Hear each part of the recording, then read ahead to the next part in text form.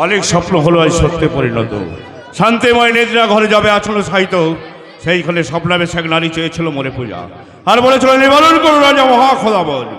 রুদ্র পরে নামে কেমন শৈব রাজ্যে বসত্যা করে শঙ্কর সেবক নামে কলঙ্ক রটিবি, তাই তারে রাক্ষস বলে প্রত্যাখ্যান করেছিল ধরে। সেই থেকে বিরাটের ঘরে ঘরে স্বামী হারা রমণের করুণার তোলার রক্ত বুঝে ভেসে যায় সোনার বৎসরার যবন। শঙ্কর জায়গার শঙ্কর জাগিয়া ওঠো যোগাসন ছাড়ি, দেবতী জাগিয়া ছেড়ে সতী রাত্ম বলে দাঁড়ি, দেবতী জাগিয়া ওঠো ওই পচা বলে পেতে নিধনে।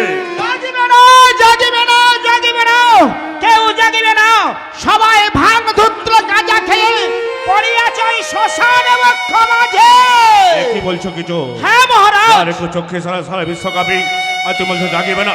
সোনাকে যোগ সলক বিধাতরকে নাই কোনো প্রয়োজন, স্বরাজ্য হয়েছে ধ্বংস, বর্তমানে রয়েছে মাত্র 4টি নন্দন, কোথায় তাদের লুকায়িত করি অতি গোপনীয় স্থানে। বেশ মহারাজ, আমার অন্তঃপুর অতি গোপনীয় স্থানে কথা সত্য মহারাজ।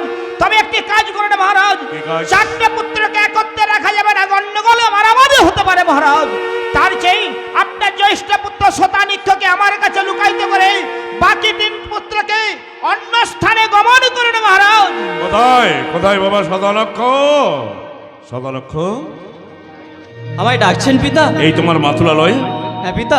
সামনে দাঁড়িয়েছেন তোমার মামা। মামা ভালো আছো মামা? হ্যাঁ বাবা ভালো আছি। প্রণাম নেবে মামা? থাক বাবা, হয়েছে বাবা। সদালক্ষ বলুন পিতা। এই মাতুলালয়ে তোমাকে কিছুদিন জন্য লুকিয়ে থাকতো। ও গো পিতা, তোমায় ছেড়ে মাকে ছেড়ে আমি কেমন করে থাকবো পিতা? সদালক্ষ পিতা। ওরে কিচকের মন্দির হতে গোপনীয় স্থান, ভয় নেই বাবা ভয় নেই। কিচক বলুন মহারাজ।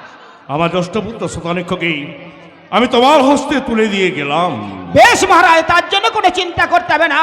আমার দেহের মধ্যে যতক্ষণ বলতে এক বিন্দু রক্ত থাকবে ততক্ষণ করে দেবো আমার ভাগ্নের গায়ে কাঁটার আঁচল লাগতে দেবো না মহারাজ। বিদায় কাঁটার আঁচল লাগতে দেবো না। বিদায় কিচক বিদায় বিদায় বিদায় বিদায়।